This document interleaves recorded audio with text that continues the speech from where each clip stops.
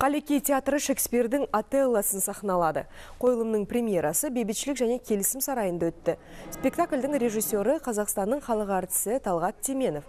Отеллоны Қуандық Қыстықбаев, Дездемонаны Ақмарал Танабаева, ал Яго рөлін Нұркен Өтеуілов сомдады.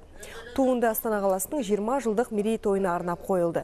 Оны дайындауға 4 айға жуық уақыт кеткен. Бір адамның тағдыры арқылы күллі адамзаттың жан дүниесін танытқан Шекспирдің шығармасын тамашалауға келгендер көп болды. Сахнаның безендірілуі де қойылымға сай. Айта кетейік, Отеллоны қазақ тіліне аударған жазушы Мұхтар Әуезов еді.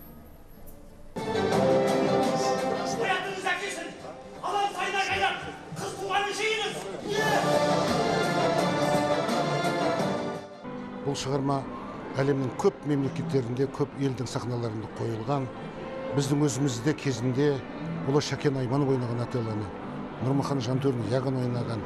Содан бері қазақ сахнасында көптен бері болмай жүрмей жүрген шығарма.